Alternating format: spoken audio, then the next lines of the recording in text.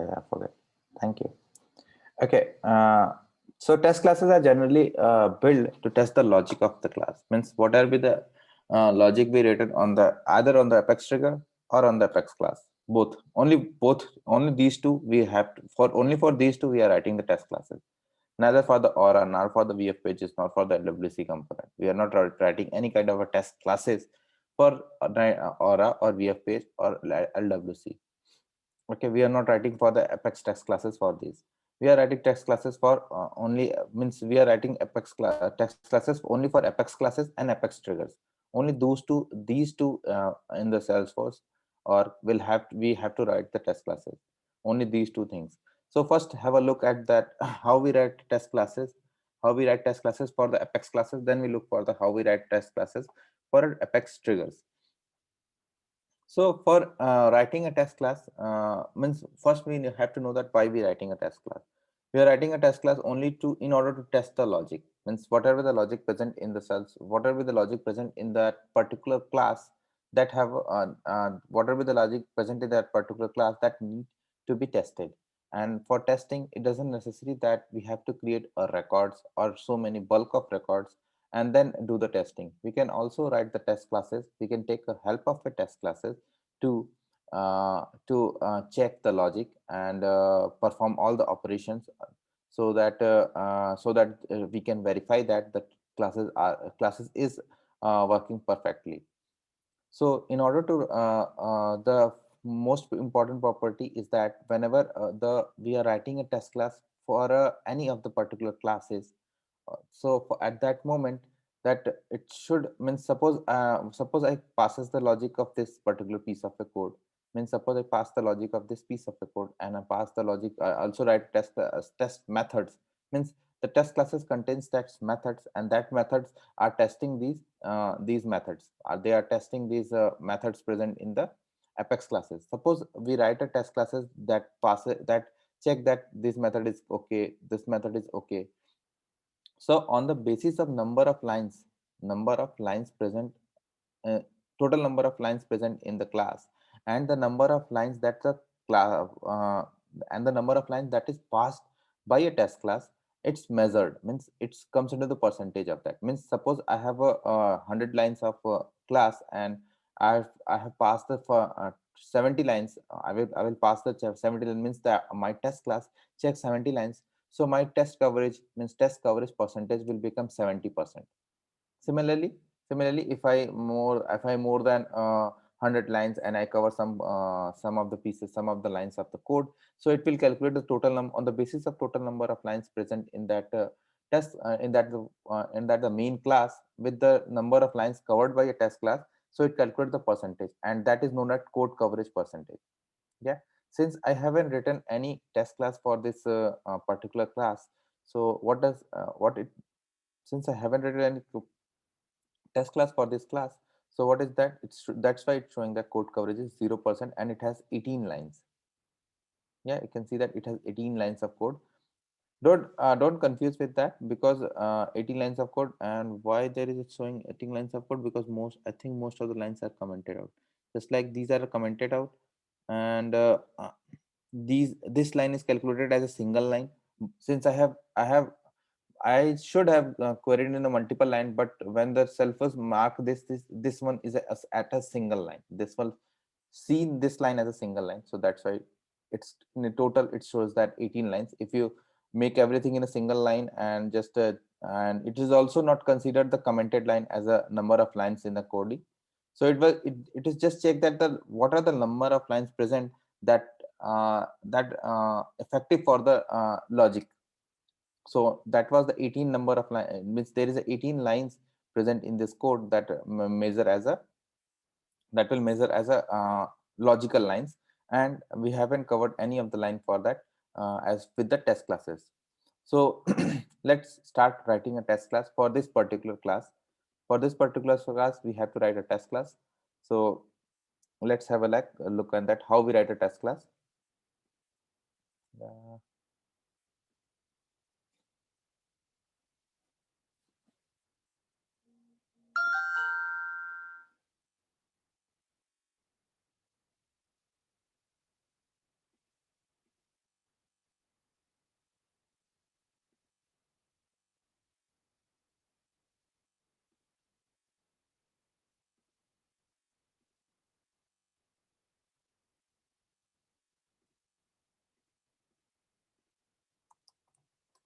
I think no,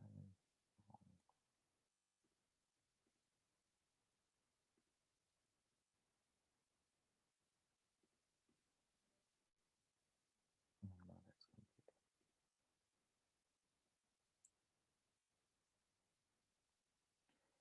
okay. Let's open,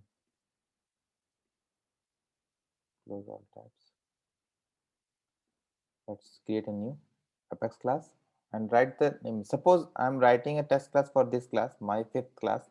So just copy the name and at the end put test.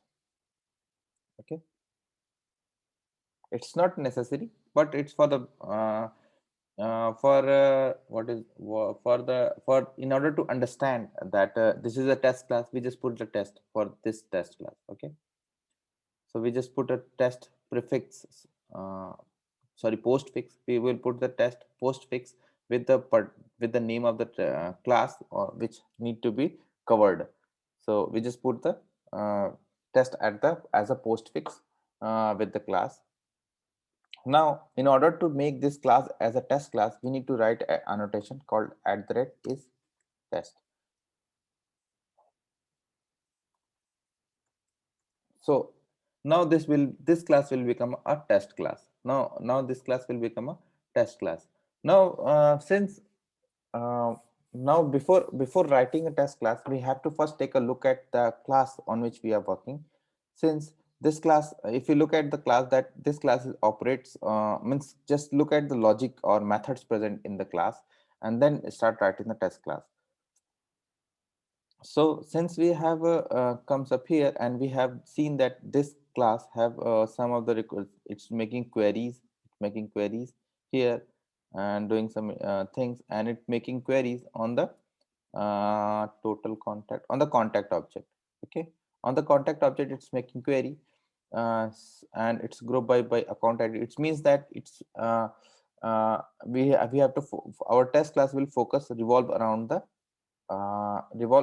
contact object. Means only contact object is used in this in this uh, in this class. So so that's why we our test class will also revolve around the contact object, not about or not about the test, not about the other objects.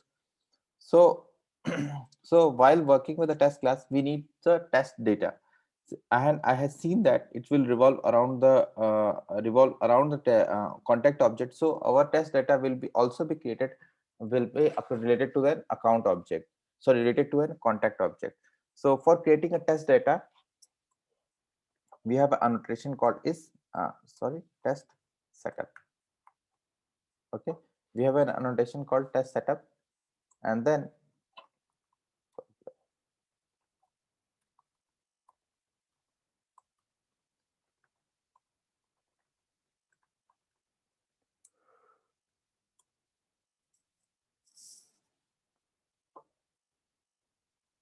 okay, we declare a method name can be anything, annotation is important. Just like that here, class name can be anything, annotation is important to become a test classes. And similarly, method can be anything, method name can be anything, but the annotation is important.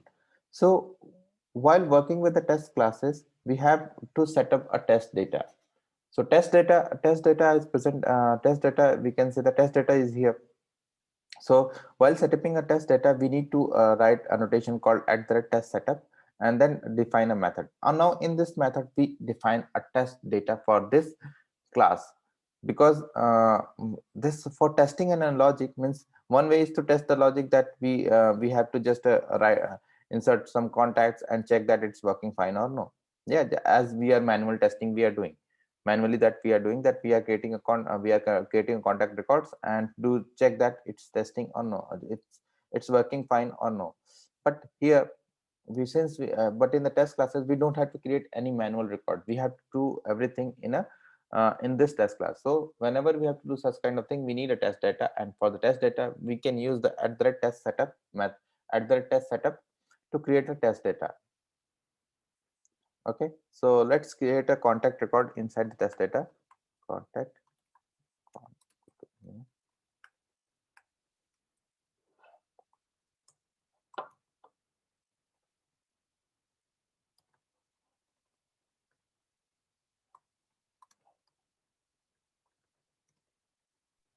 Suraj, by the way, what framework we are using for testing?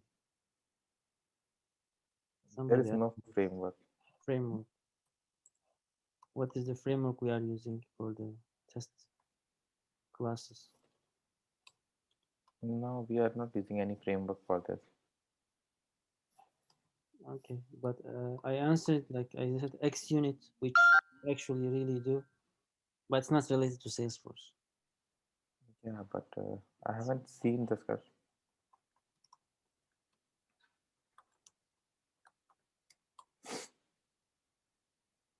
Framework usually, I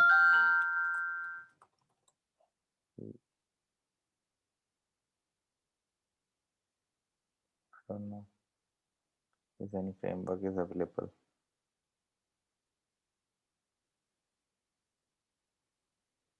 There is MS Unit, N Unit, X Unit. These are different frameworks we use in uh, .NET platform for with C Sharp.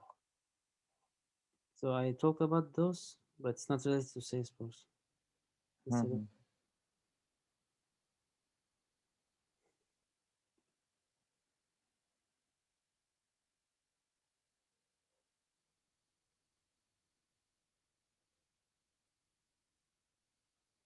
I don't know this that's answer. yeah. Okay.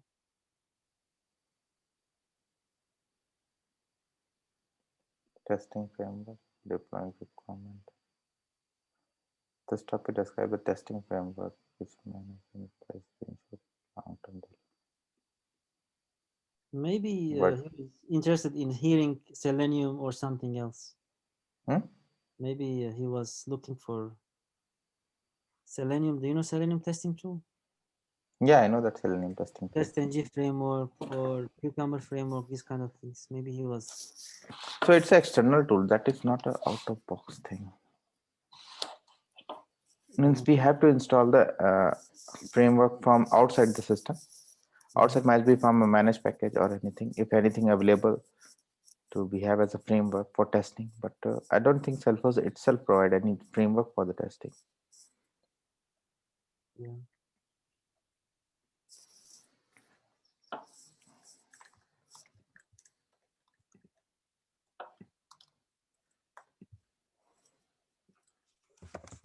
Now, since it requires an account ID, correct?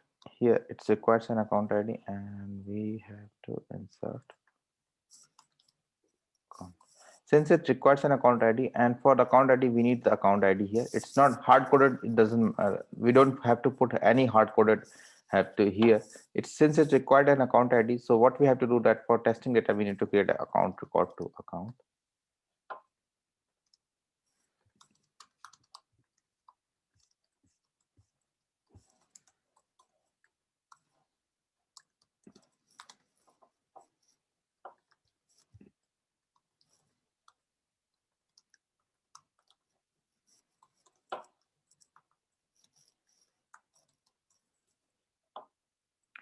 Now see it's now the account is get created. So what I need to do, add copy the ID and paste.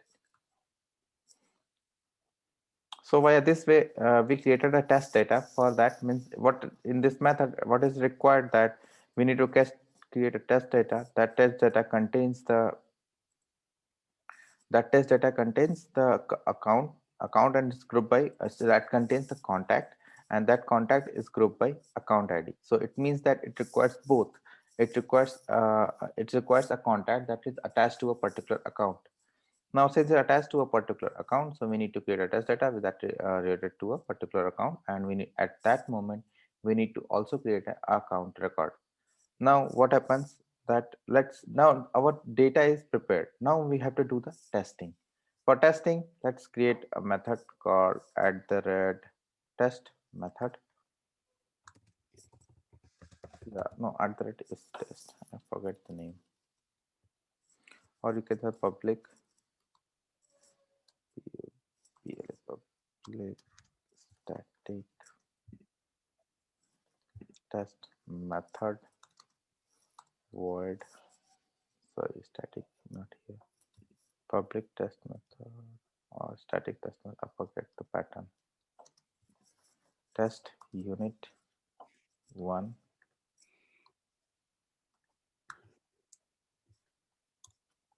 Save. Okay, yeah. Public static, we have to define a test method. Yeah. Test method is to mention test method. We have to mention that this method is for the testing. Okay, this method is for the testing. Now in here we have to write the test dot start test. Okay, and after that we need to call this method just like that, class name,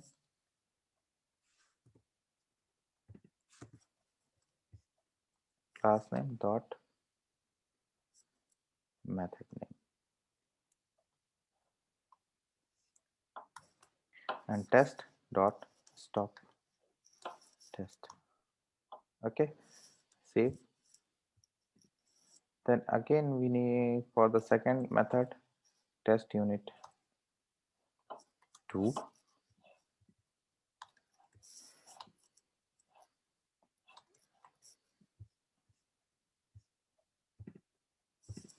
and test unit to do count on this method. Let's call this method is here, and that's it, and hit the save.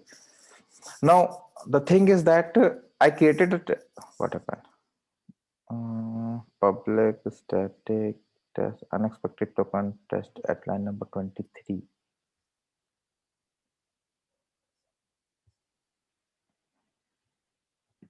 Oh,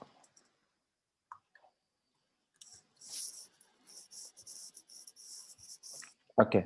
The thing is that when we are using, we are creating a test data for only single time, and both the query will use the test data. Both the queries will automatically use the test data. So whenever we are using at the test setup for creating a test data, that is the important thing. Whenever we are using the test setup for creating the test data, then that test data will available for the all of the methods. Okay, that test data will become available to all of the method. But if we are using the test if we are not using any test method, if we are not using at the any test setup, then we have to create a separate data for the separate methods. So that is the importance, that is the advantage of the test setup, that whenever we are using test setup to create test records, so what if it will happens whenever we create a test setup for the test setup for the creating a test data. So each of the method that we declare means it's not be 2 3, it can be 10 12 13 any methods. There's so number of methods, so many number of methods, and each method will share the same record. We don't have to create test data for the multiple times. We just have to create a one time a test data, and it's available for all of the users, all of the methods. But if we don't do these things, means if we don't use the test setup, then what it will do, we have to create we have to create this test data for all of the methods separately, for all of the methods. If we don't create this thing, then data will not be available. We will discuss about that thing. Let's first look at how its test class is working. Now we prepare the test classes, and test classes is prepared that it will call these two methods and do the testing, and it will call these two methods and do the testing. And now the thing is that we have some point, I had used the test the start test and test the stop test to mention that to use that start the testing and stop the testing. And one more thing, yeah, now let's, and it's calling that method and to do the testing, means the method will call and it will fetch out the details, not from the database, means it fetch out the details but not from the database. It will fetch out the details from this testing data. Okay, it will fetch out the detail from the testing data, and what will be the logic it will show. What will be the logic it will whatever be the logic we are doing, what we are doing here to we're doing nothing. We just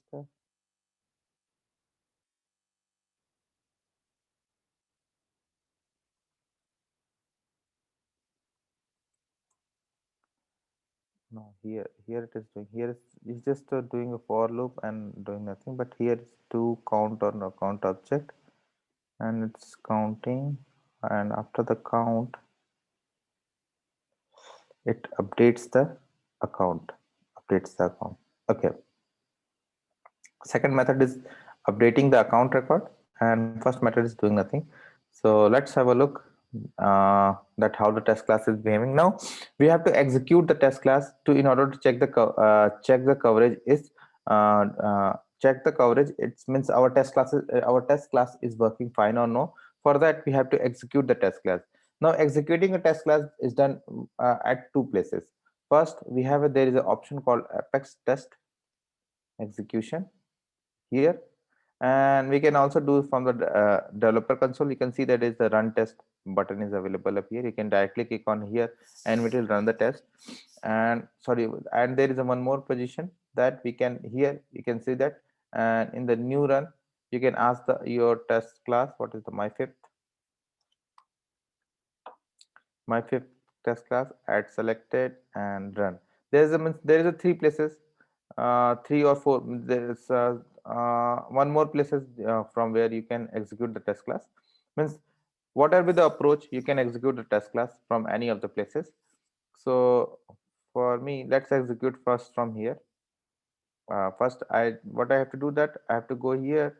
I have to click on new run and select my test class. Means first I need to find my test class and then select. Then click on double click. All the methods are showing up here. Now just add selected. So all the methods are comes up, and then I hit the run. Whenever hit the run, the logs beside the logs I can see there is a test and it's showing me that it's run at this moment. So it's showing me that if any issue comes up in my class, then it shows with the red. Else it's showing the green that my task classes are passed. And if I come up here and I refresh it, let's refresh it.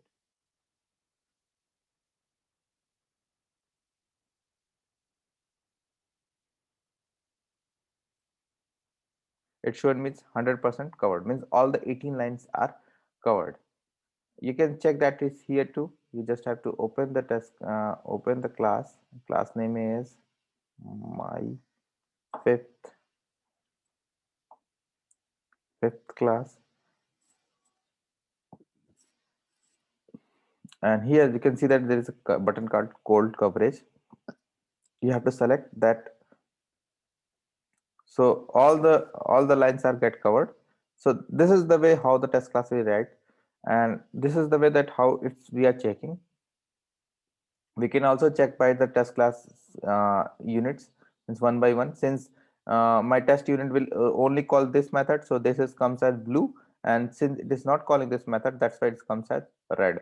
So the blue lines mention that these lines are covered, these lines are logic is okay, and red lines means that this line are not covered because I haven't called in unit one it's this method, that's why it's not showing as the red. Now in the method number two, I called this method. I called only this method, so it's showing me that this is the blue, and it is covered. So in this way, we are writing a test class and doing the things. Now let's have a look that one more thing over up here that this is in this logic. If I look at this logic means in this test unit one, if I look at the test unit one, what it will doing that it's declaring a list of aggregate result, and then in the aggregate result uh, it's just getting the account id, but it's doing nothing, so it's okay. But if I look at in the test unit what the test unit 2 is going, it's doing the aggregate on the on the contact objects, and then it's doing the aggregate on the it's doing the loop on the aggregate, getting the account id, and this code is commented, and here it is updating the account. Here's the updating account with number of employees field, and number of employees field will become the contact, the number of contact. So I need to verify that this is the logic and it is working correctly. It is covered. Yeah, that's okay. It is covered means the logic, it's blue line showing that yeah, it's covered, but our logic is not verified via test class, because for that I need to check manually. Means I need to go here and I need to check that, oh, all lines are blue, it means that's correct. But test class, in the test class, suppose I need to do that thing in a test class without checking that, yeah, hey, and all the lines are blue or no. So for that, what we have to do, that we have to put a system.assert. The person who is working with the test classes, they know that the system.assert means this concept is at any of the test execution, we know that assert system.assert is present, and that in the system.assert we put the logic. We put the logic that saying that my logic is working correct or not. So according to my test data, what it's showing, that we have a one contact record and it's an account. So I need to verify that this account number of employee record should be one, because I had created only one record for, and it's attached to that. I had created only one record, and that record is attached with this account object. And since it attached to that account, this account object, so its number of employee record will be one. According to this logic, what it's doing, that it's going the aggregate query on the contact object, and then once the aggregate query is done, it's take out the number of contact, and put the number of contact into the number of employee record. Since it is comes in the number of employee record, so okay, so and update the account with that number of employee record. So I need to verify the logic that this number of records coming after executing this class, our number of employees record is also also correct. So in our case, in this according to the test record, that our in our case the contact is one, so number of employees for this account should be one. So let's verify that. For verification, we need to, since this logic is performed, so it means that it for in ideal case the account is updated and its number of records will become one, number of employees will become. For that testing, let's query on that account object. uh,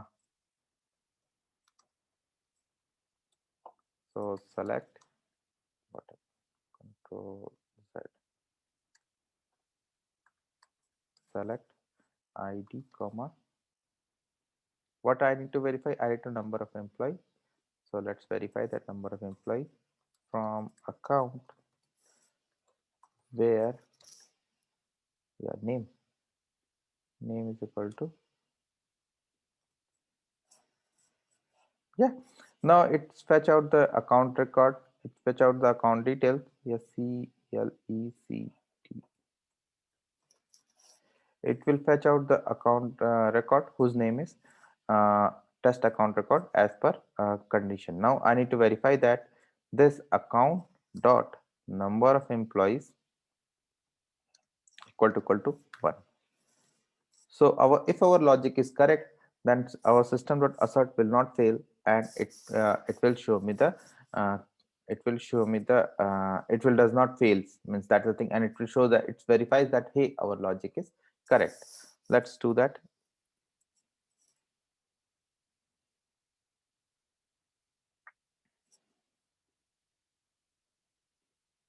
Now it's showing me that all the ticks are correct. Suppose uh, I mentioned that it's 2, means that is not correct. Let's run the test class.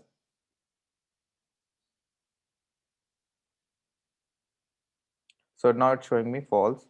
And so let's check that.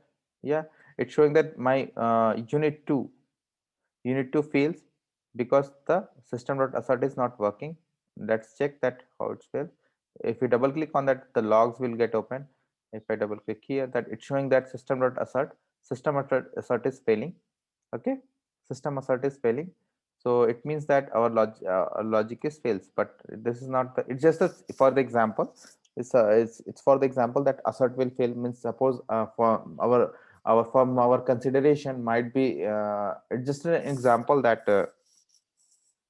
we are going to mention that here, that suppose if assert fails, then how it looks like. So if our assert fails, it shows the cross and says that our assert is still in the logs. So it's come up one. Suppose instead of doing that, I insert one more contact record. 1 2 2 2 2 and say Yeah. So from our this logic, from our the logic, that what it's for the logic, it should count the number of contact records and updates. So number of employees for here it become 2, but I'm testing it via 1 and just running the test class. So it will again fail because the expected behavior it's 2, not 1. Okay, expected behavior is 2, not 1. So let's get 2 and save. Now if we run the test class,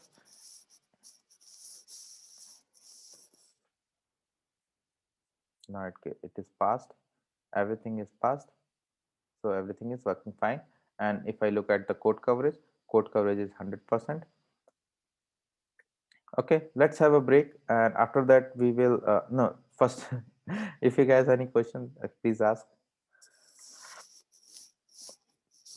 till now, because we have to discuss more thing on the test classes, and let's discuss on, and we will also discuss on the LWC.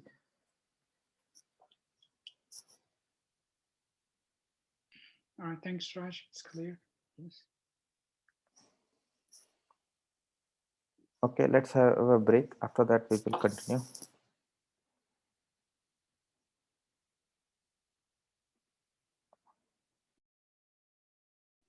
Hi everyone. So so what we have discussed, yeah, we have discussed about the system.assert, which is an important thing while working with the test classes.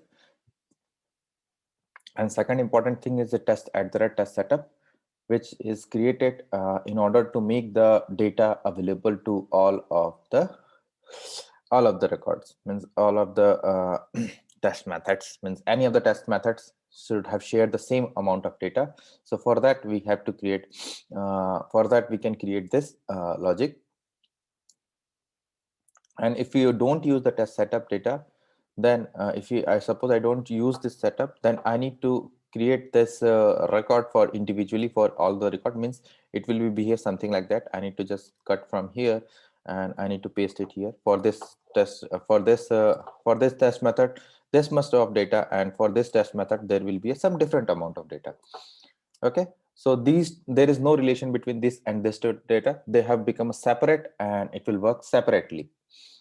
Okay, so in this way we are working in this, the test classes are working. Test classes is generally used to test the records, and in that we have some topics that how we can use the test setup, and what is the role of a system.assert. System.assert is used to check the logic, means what is the final output of your logic, means so since this logic is updating the employees number of employees record, so I need to put a system at assert checking that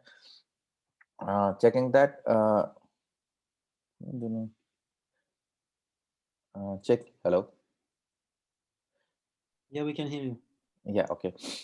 Checking that, yeah, it's a checking that the logic is correct. In order to verify the logic, we use the system.assert, and we use the and one more thing is that since our class is 100% covered, there is no issue but for the making the deployment, it should be at least 75% covered. Okay, at least 75% covered. So since it's 0, let's run the test class. Now it's become 100. So it's a very small class, so that's why we are able to achieve 200% of coverage.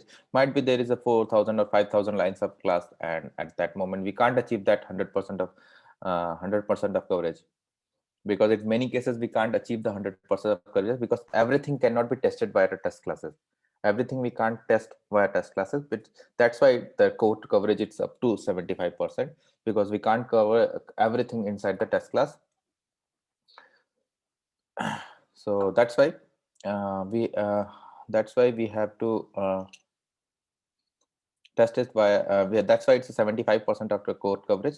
Well, and there are a few use cases, a few important cases that whenever we have to test the HTTP callouts, means whenever we have to test the suppose a class it's making HTTP callout, you're making request to a third-party servers. At that moment, I need to test the logic. For that, you have to just know the concept that It's a HTTP. We have to implement HTTP mock callout. Should mock.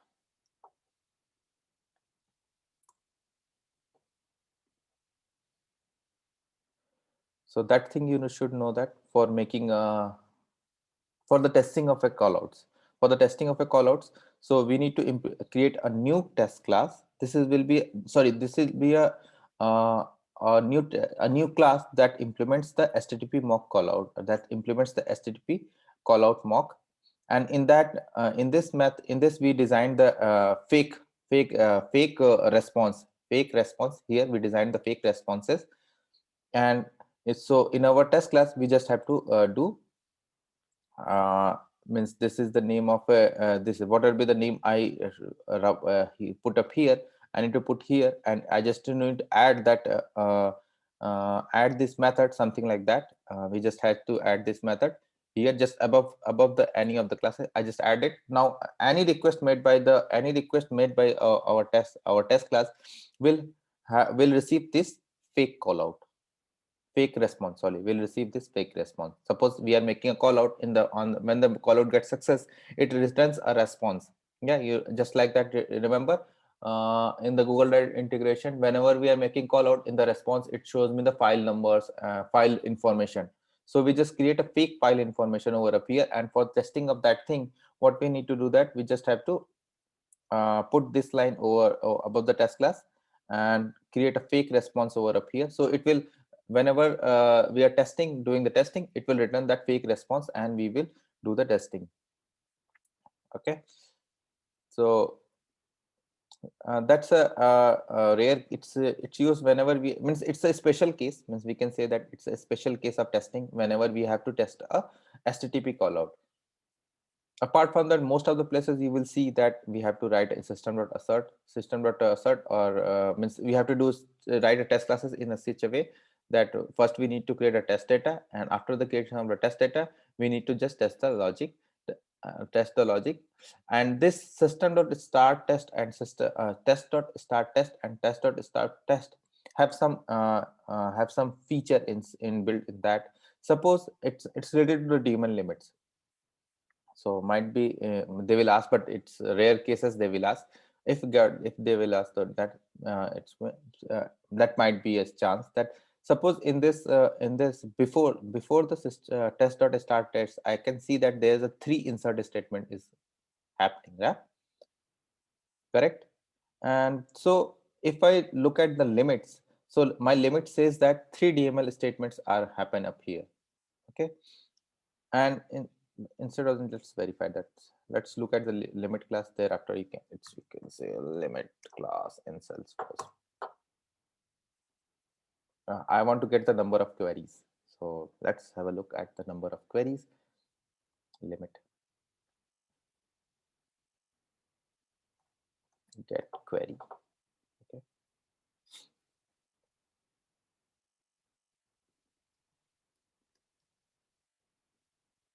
so sorry, DML, I forgot DML. It's not query, it's DML. Get DML statements. So system.debug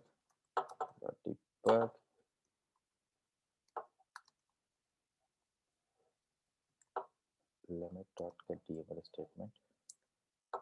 So it will show the limit number of DML statement that perform yet. I think it's limits.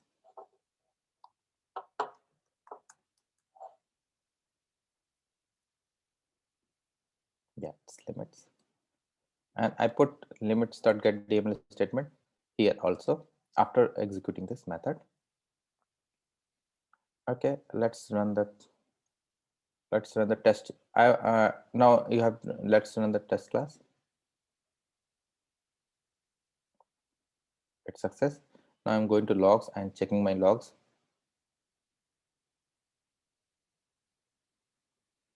Put the debug only.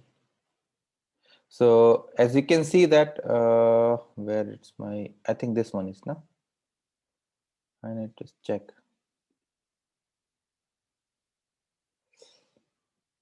what is written over there.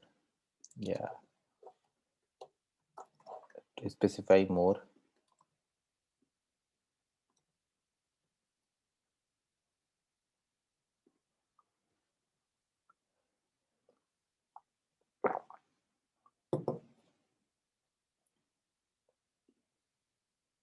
logs.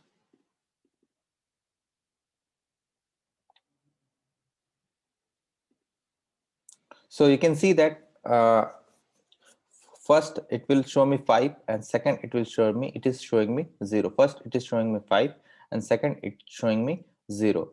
It means that what else means that it means that whenever we are using test.start test, so all the limits, all the Governor limits that we have, that will present are restarted up here. Means what will be the limit? Suppose I reach at to 100 limit up to here, and then I write the test.start test. After that, it will automatically get refreshed and it start with the 0. Now counting will again start with the 0. Okay, are you getting my point or not?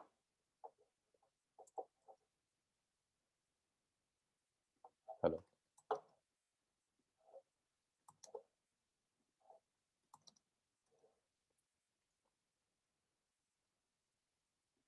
Suraj, can you repeat it, please? I'm sorry. Just Okay, so there is a whenever we are using test.start test or test.start test, so there will be a new set of Governor limit in between the whatever we are writing up here. Means whatever we are writing up here, there will be a new set of Governor limits for these.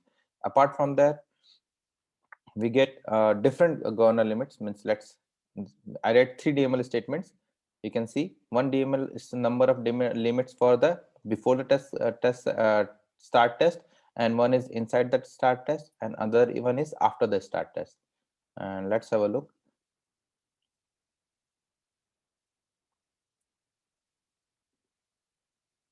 So for before the start test, it's 5.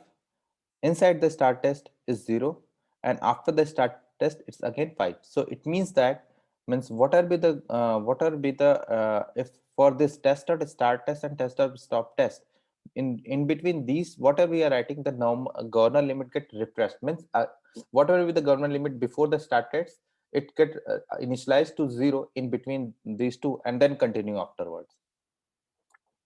Okay, so test.start test and test.start test gives a special facility that we have to that our Governor limit will reinitialize in that.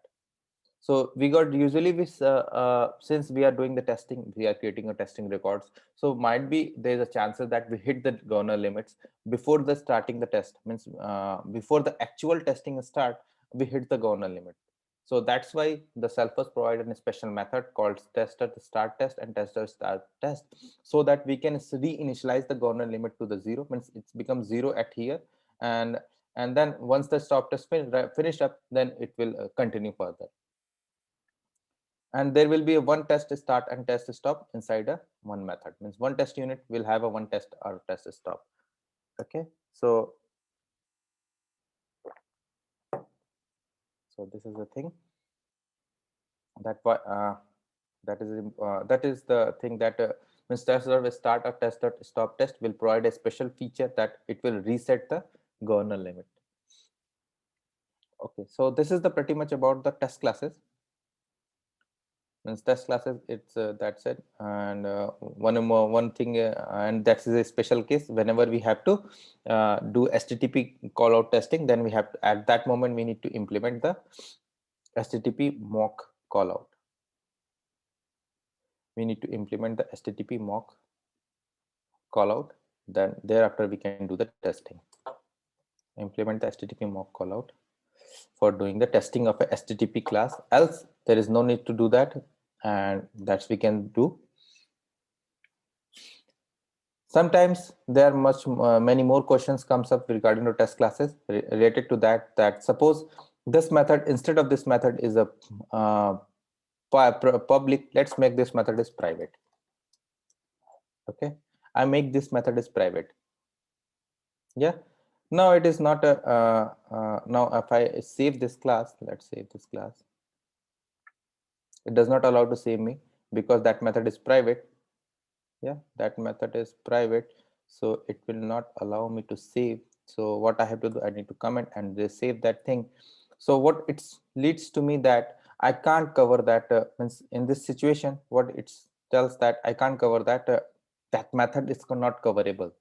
Yeah, if you look at the test class, it's become, my code coverage will become 66%. If I look at my code coverage, it will become 66%.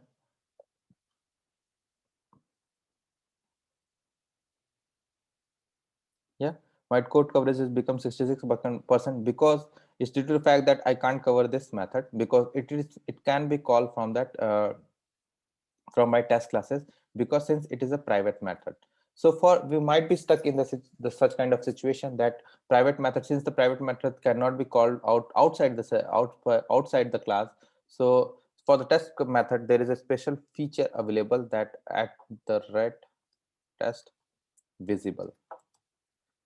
There is a special kind of annotation available inside the only for this is only for the test class, nothing for the anyone. We just write the at the rate test visible annotation before the private method. Now it's become accessible by the test classes, only accessible by the test classes. Apart from, no other classes can be accessed this rate. Now you can see that it's safe. Now if I run this one, if I run this one, now it will be available. Now my code coverage will again reach to 100%. Okay, so these are the things that you should know for related to the test classes, that how we write the test classes. But usually when you are stuck such a kind of situation, that is the optional thing. But whenever you stuck with such kind of situation that some of the private method present in the classes, and you are not able to access that method in your class, you are not able to access that method in your test class, at that moment you not just go and write the test at the test visual. Just first ask to your manager, hey, I want to write this thing, hey, I want to write that at the test visible above the private method. Yeah, remember that thing, means you just it's a thing that you can propose this solution, but you don't have to implement that thing, because usually what happens, usually whenever you are just go and just write it method over up here, so what it happens, it will change the last modified date of your test class. It will change the last modified date of this class, and it will impact you. It will later on, it will impact on your performance, means you have to ask before making any changes to classes. So it will change because it changed the last modified, and last modified is changed by you, so it will impact. So because that is trackable thing, so they will ask you that how you make, without asking that why did you make changes. So you should know that thing. You can propose the solution that thing, but you don't have to just go and make the changes. You just have to propose the solution, get the approval, and then make changes. Apart from that, yeah, it's good. And these are the few things are available in the site the test classes that we should follow, we should do, what we have to do, and what is the important thing of test setup. Test setup is an important thing. Usually it's a very important thing inside a test setup, and its test is an also an important thing. Whenever we are writing a test class, we have to write a test at the rate is setup is test, to make that class as a test class, to behave that class as a test class. Now one more thing is comes up that we are writing a test class for this class, so its coverage become 100%. Yeah, but what about the test classes? Test classes are also apex class, so what about those coverages? Means it's also that means if I write apex class,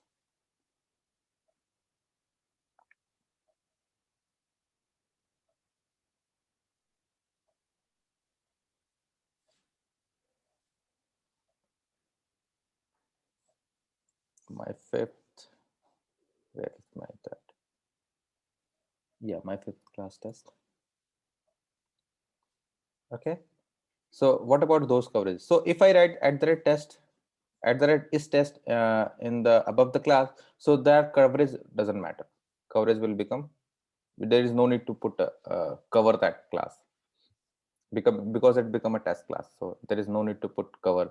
And the thing is that if I write annotation at the rate is test annotation inside above any class, so any DML perform inside the class, it doesn't affect the Salesforce.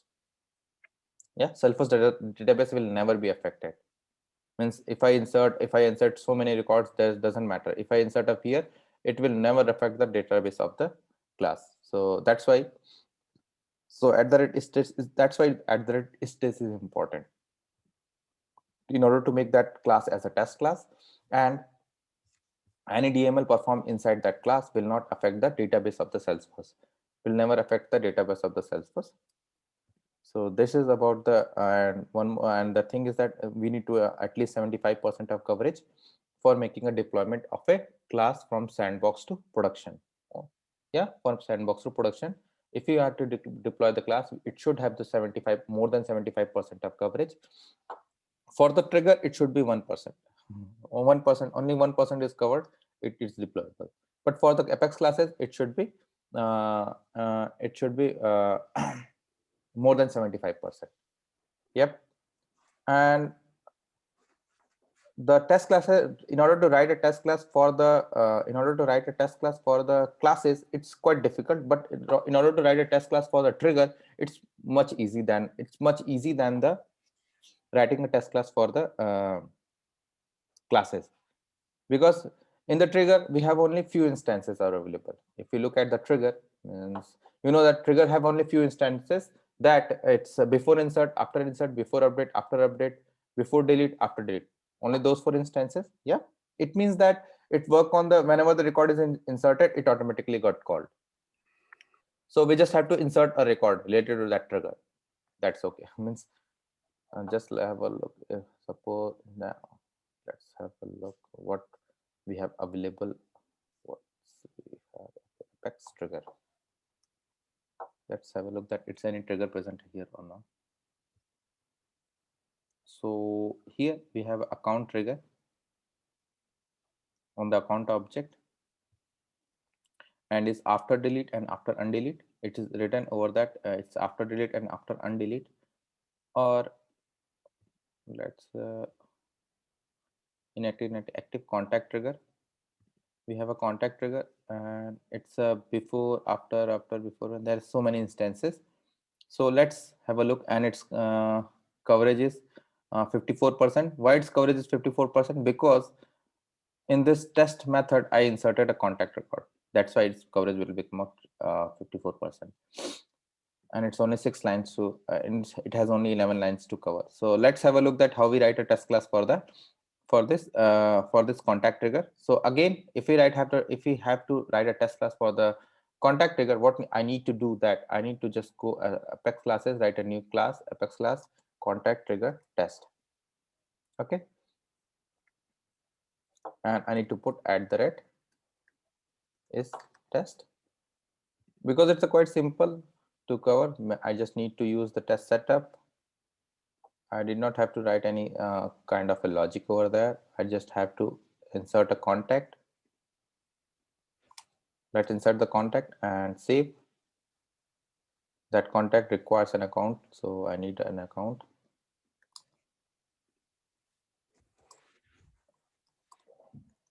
Save. It's saved. Let's run the class. Add the test method. Okay, I need to add a test method. Public.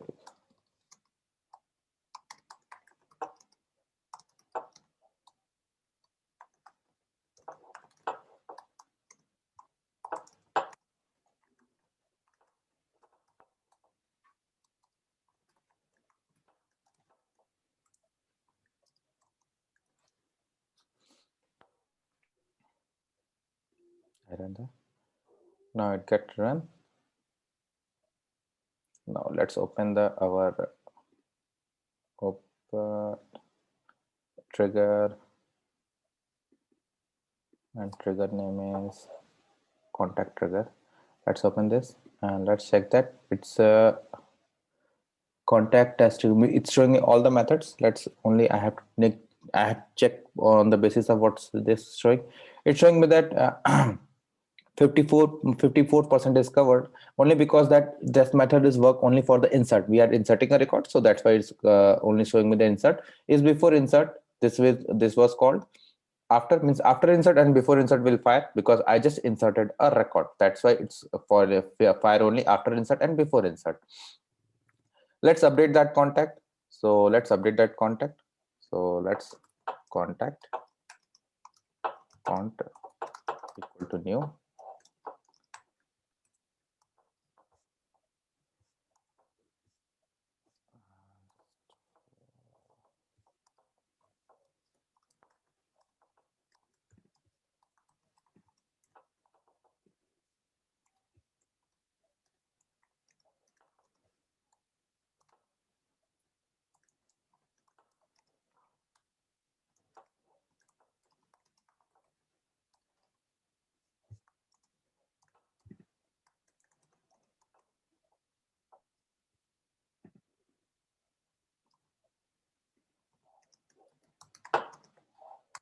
So I got one record as that. Now I put the last name. Last name is equal to updated.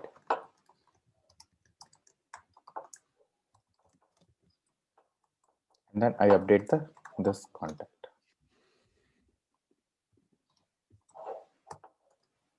Update this contact. Let's run it. I run. Let's check it for test unit 1. Now you can see that it's run for the update. It's before update and after update get called. Now what I have to do to add just to delete that contact. So before delete and after delete will automatically get called. So let's delete that whatever the contact is present. Where is my contact here? Delete cont. Save. Run test. So it's done. And I come up here. So it's now it's showing me it's 100% get covered. So writing a test class for a trigger, it's quite easy. Means we have to just perform the DML on the trigger, nothing more. We have to just perform the DML on the object, nothing more. It's writing a test class for a trigger. It's quite easy. You have to just write a DML on the that particular object, and it's get covered. But writing a test class for that Apex class is quite difficult because in that we have to check the coverage. Yeah, we have to also check that. You can see that in this test class, it's also called this Apex method called Apex class contact trigger handler. Let's open this contact trigger handler and let's have a look at what happens to this one. So so you can see due to that our class contact trigger test class, it also get covered up here. Yeah? It's few lines are also get covered. So might be there is a case that due to we have write a one test class and it get covered other test classes too. But don't usually in our real case scenario we are not using that thing. Means one test class for one class. Means you don't have to just write a one. Means yeah, it is possible that you can write a one test class and cover all of the classes present in that org. Yeah, it's correct, you can do that. But in the real case scenario, usually it is not preferred. Means what you have to do that one, if you write any class, then you have to write a separate test class for that. Okay, if you have to write any class, means if any class is present, then you have to write a separate class for in that org. But that is not the but that is usually done that because while deployment we just have to find that class and deploy with that. But yeah, there is also a scenario that you can write a single class, and in that single class you can cover whole classes present in that org. That is correct, because as you seen that I write a test class for the contact trigger, but it's also covering the test class contact trigger handler. Yeah, it is also covering the contact trigger handler, and you can see that here it is asking for phone number is null, and suppose in the our here con.phone,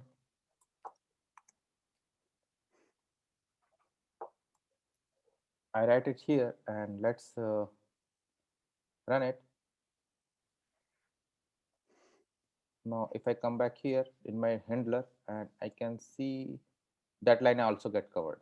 Yeah, suppose email is, I can write email and it's also get covered. So this is the way that means I can cover the test class or I can cover any of the class present in that org test@gmail.com.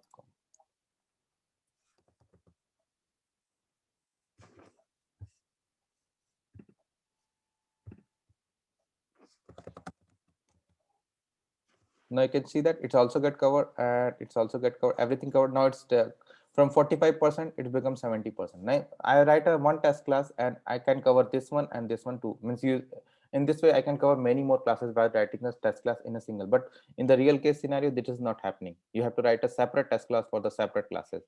So this is the way that we have to write a separate test class for the separate classes in order to cover that class. But yeah, it's correct that for via writing a one test class, via writing a one test class, I can cover any of the I can cover all of the test classes, all of the classes coverage up to 75%.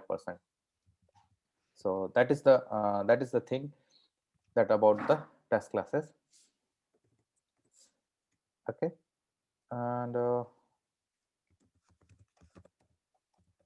let's move to the some topics related to the. I think we discuss more about the RWC, and for the real case. In the real case scenario, I can share the thing that just like that. Where's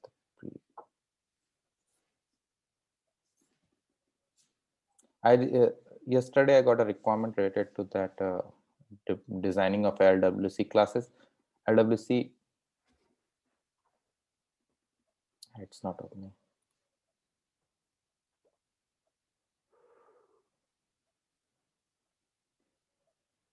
So I'm resuming. Okay, so what I actually got a requirement. I got a requirement related to saying that that we need to build a UI for the payment method, that I need to design a payment method either by CO number, means a customer number, or by the customer number, or by the credit card that is present that is present over that. For that, I use the integration with the cyber cyber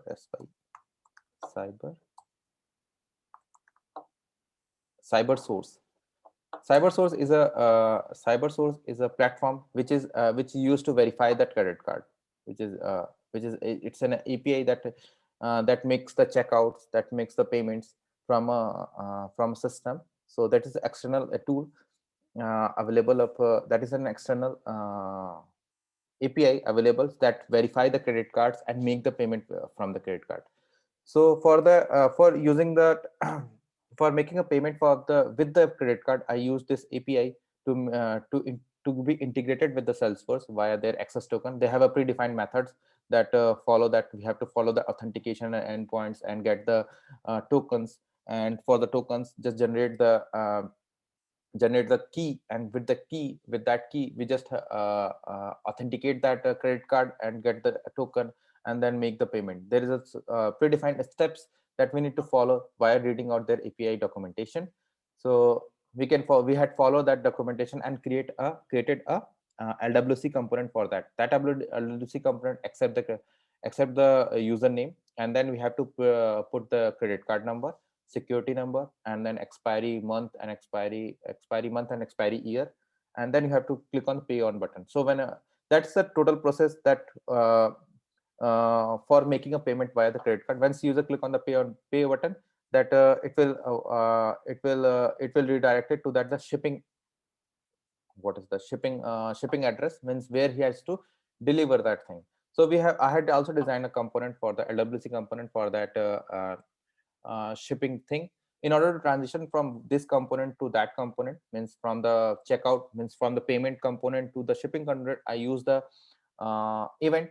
There is a event that, because I need to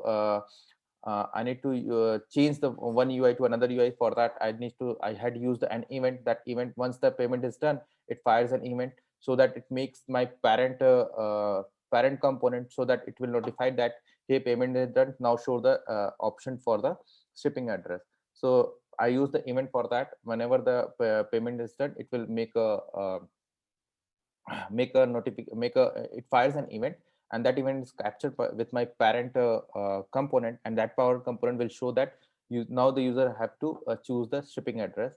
Now once the user choose the shipping address, that is up to that. After that, we have to design one more after that, what the requirement I haven't still not get what we need to do after that. And now I have also designed order summary, where I had get that what will be the order present over that prices, what are the number of items present in that cart, and what will be the default address that on which I had to share that the order has to be sent. So these are things are I had designed that values are coming from the database, that values will be coming from the database, and it's a kind of that thing. That's it, the total requirement. That is the total way how it's working. So for that, I designed so many components. For that, I use the that order component is also instead it's itself means that item, that three item that you are showing, it's also still a component which is called in a repeat, means it is in a for each loop, it's called a repeat, so that if I make changes in a one of the item component, all the component will get affected. So it's also a child component for that order summary component. I created as a one more the component for the shipping. I created the component for the payment. I created the component for the credit card. I created and whole thing present in a parent component. So these are things are interrelated to each other. And for transition, I use the events. So when once event is fired, it will notify that parent component that this is this fires an event, means some of the events are means events are captured on the parent event, and then it will decide at that moment. I write the logic so that it will decide that which page I need to display, or which component I need to hide and show the another component.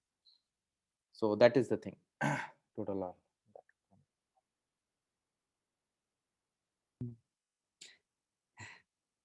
This was awesome, man. Thank you. If we talk like this, then what can be the next question? Challenging If we question. talk if we talk like this, then next Good question will be asked that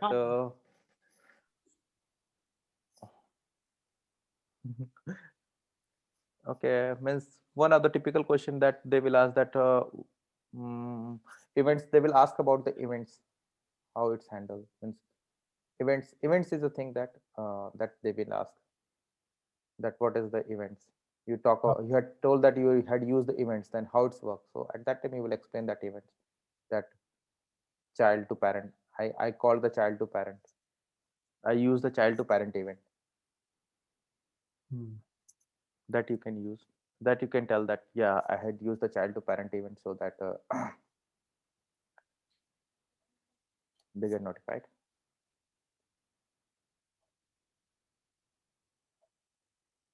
And that's it, means that's the question they will ask about the event. Event is an important thing usually when I have any of the interviewer, means if they are asking question related to the LWC, then they will definitely they will ask about the events. In both interview, I had LWC related question. They said, "Tell me some real experience. What did you do with LWC?" And if I So you can explain this thing, yeah payment thing. yeah, that's it for upcoming interviews. This is very good scenario. If we talk slower than you do, it's like 5 6 minutes. Okay, yeah, I speak faster. Means I want to speak slower, but that is not happening. I don't know why it's not happening. I thought that I will try that thing to speak slowly. No, it's okay for us. Better. No, it's not, means speaking slowly, it's a good thing, I think. Mm. Speaking slowly means if you speak slowly, then it's a good thing. The person who hears you at the same moment, he will understand that what you are saying, because if he speaks slowly, that at the same moment he will generate the same situation into his mind. So that I think that speaking slowly will benefit. I don't know. So you can share that CyberSource is a payment integration system that will help us to payment. It has something. It's working. And next question they will ask that how you do that the integration. So you just have to that I just follow their documentation and do the HTTP call out for that to get the information, because therefore documentation is quite complex. So we are using the REST API, and we can jump to the answers of we prepared for REST API. We can say that. So next, that two topics they can ask means how do you make the integration with that thing, with the CyberSource. So at that moment, you will also tell that, yeah, I use the REST API for that. I use the REST API of the cyber source and making a HTTP call out from the Salesforce. Okay. REST API means I use the REST API of the cyber source, not REST API of the Salesforce. I use the REST API of the cyber source, but making the HTTP call out from the Salesforce to get the information, to do the authentication and get the keys. One of the recruiters sent me this requirement. Experience integrating Salesforce with external systems is required. It is the same thing? Yeah. Okay, yeah. Okay, I have a story.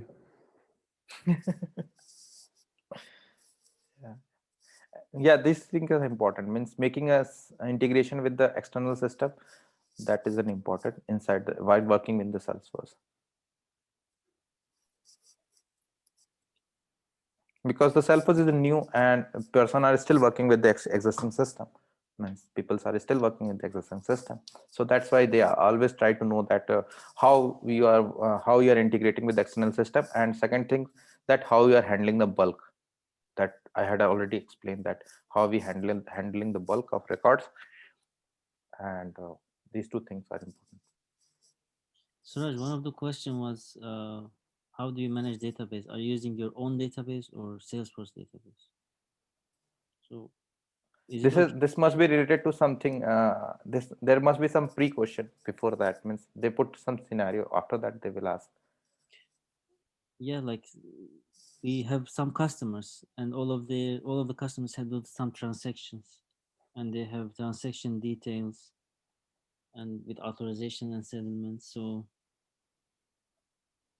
suppose we have one customer makes some purchase, and we need to store that in the database.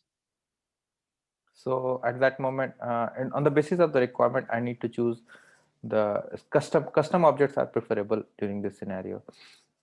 So meaning we are using Salesforce database, right? Yeah, you are giving interview for the Salesforce, so you have to prefer the Salesforce. Mm-hmm. Okay. Means Salesforce will be your first priority. I know, but I give them I give them the impression that our company is 50% Salesforce, 50% other own system. Is it bad? I think it's not good, right? No, it's not. Means I'm not sure about this question. I'm not sure that, but you have to first prefer that in the database. For the database I use that I can rely on the Salesforce for the database. For the database, and for the UI or some little part is still on the the existing system. That's okay. Okay. Because mostly the Salesforce is for the database. Other things are the different things. Other things are just for the making admin to be more friendly with that, means more feasible, to make everything feasible to input the data inside the database. But still database is important for the Salesforce, so that's why.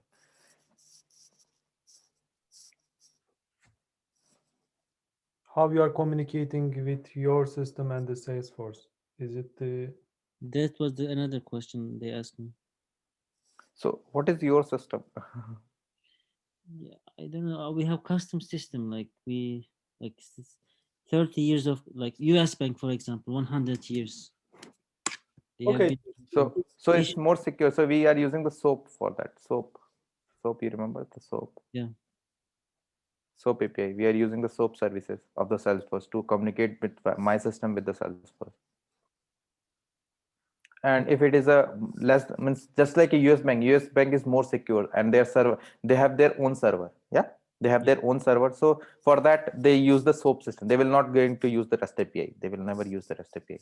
They will use the SOAP services for the Salesforce. And suppose I'm using any external system, any other system that is just like That's just like that. Any that is less secure. We can say that any system that does not, that they don't have any own server. Their server means they are putting database into some online system, means some online server. At that moment, they are not using the REST SOAP system. They are using the REST API for making the transition with the Salesforce. When we say transition, I still don't understand. Transition is the transferring of data from one place to another place. Data is a data transfer. So we get the data from customer and transferring to external system. We are middle layer. No, So we are getting the data for your bank example. We are getting the data and store in the bank server, and then bank server will transfer the data to the Salesforce server. okay, Salesforce server, then to another external system, for example, bank, or No, no, no, no, any, no, any getting the, processor. no, self at the Salesforce, that now it stop. It will not going to be. Final destination is Salesforce. Yeah, because our final destination is the Salesforce, but it's not going directly. Means we are getting the customer data, and customer data can be achieved from any of the places. Means might be any of the agent can get the customer data, any of the bank agent can get the customer data, but that customer data first goes into the bank server. Bank server first keeps the data, and then bank server will send the data to the Salesforce.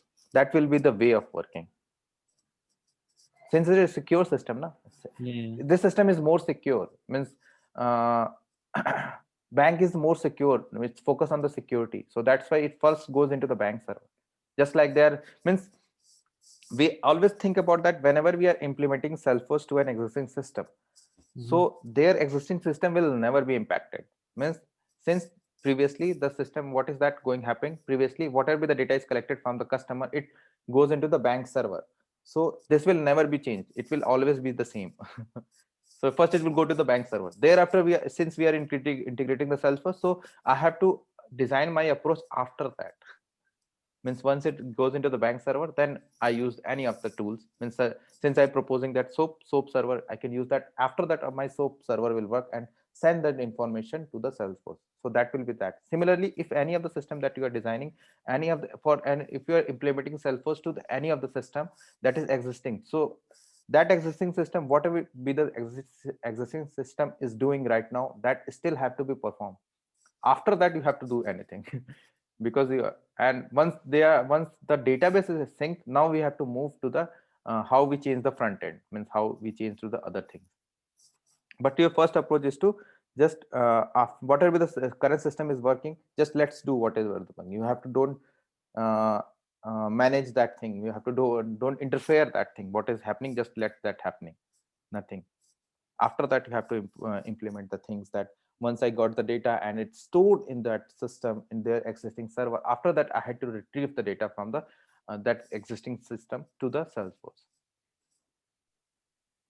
Once that system it's works seamlessly, after that we have to move that how we can directly get the data to the server, how we directly get the data from the instead of going saving, because usually when they are using the Salesforce, first they are integrating with the Salesforce. Now slowly they are moving their leaving their server as it is, and they are slowly moving to the Salesforce to as a Salesforce use Salesforce as a database. So since this process is a long process, so we have to follow the same route. Means we don't just go pick the directly pick the customer data and put into the server. No, that will not ever give it, that will never going to be happen. First they collect the information, their local their server, and then they send the information to the Salesforce. Or reverse is also true. Once the system is stored the information, Salesforce can also make a request to their server and get the information. Both way communication can be done, but it will only done after the system after the server get the information. So that's why that whenever these kind of things are happening, they are not usually real time. They are not usually real time system. They are just either the sync is happen either in the every hour or each day or every 4 hours. So something they will use something like that. If you have your own secure system and you have your web application, would it be logical to move everything to Salesforce over time? What like the advantages? How advantages would it be?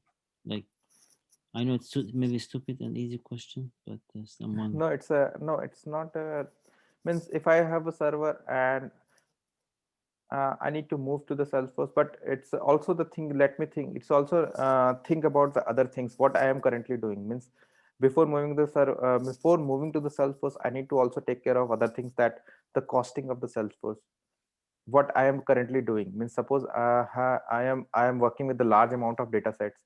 So that's also I need to take a look at that, what the Salesforce and how the costing of it will be done.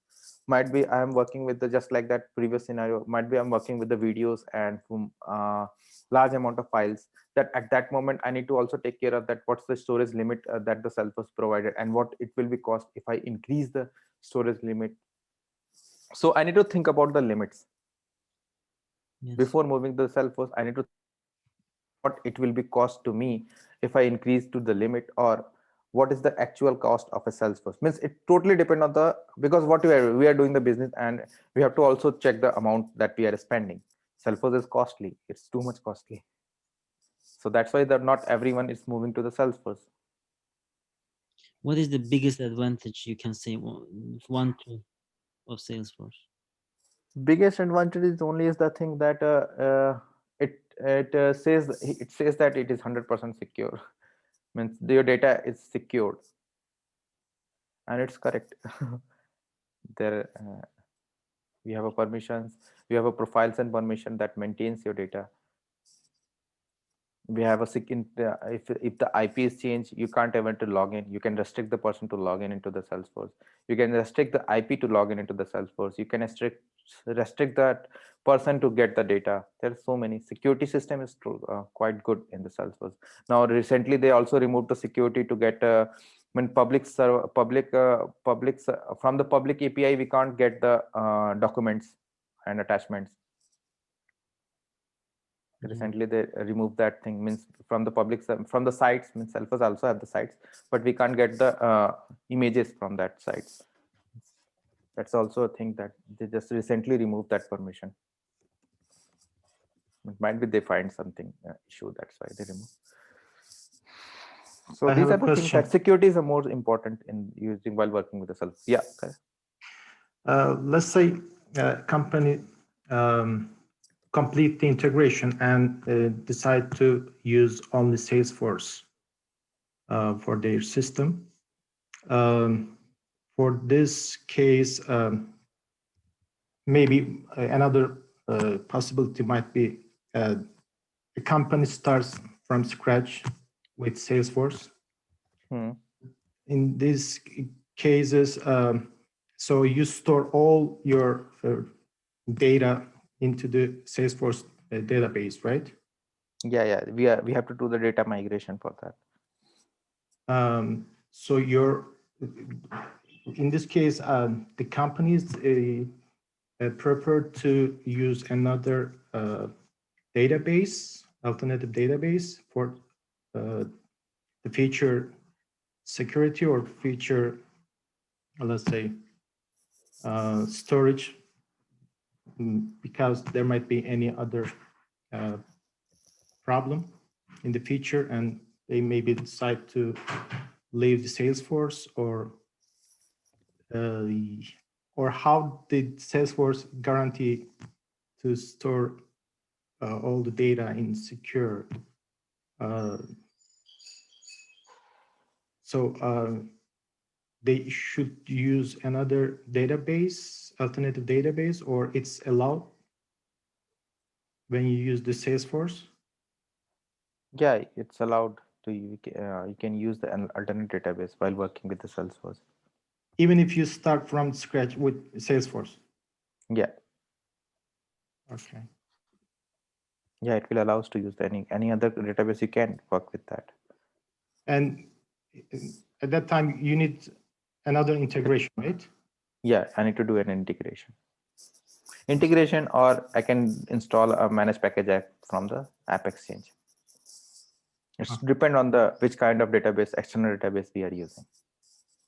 So it's possible to simultaneously store the data into two databases. Yeah, correct. Okay, I see.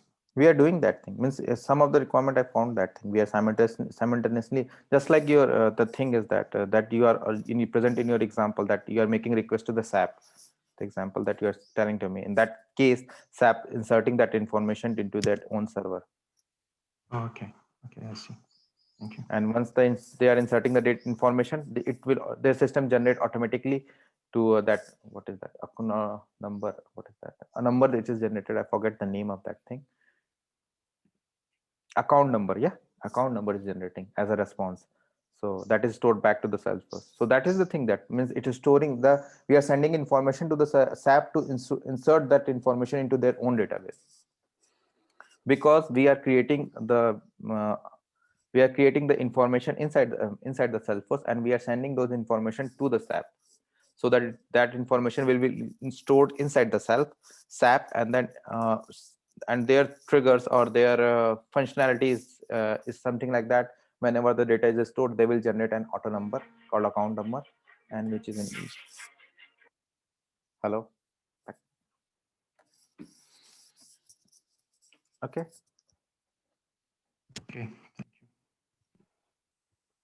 Thank you, Suraj. Suraj, Thank you. Yeah. can you talk for 5 minutes after lesson? Yeah, sure. Bye, guys. Bye. Happy weekend. Bye. Thank you. You too, bye.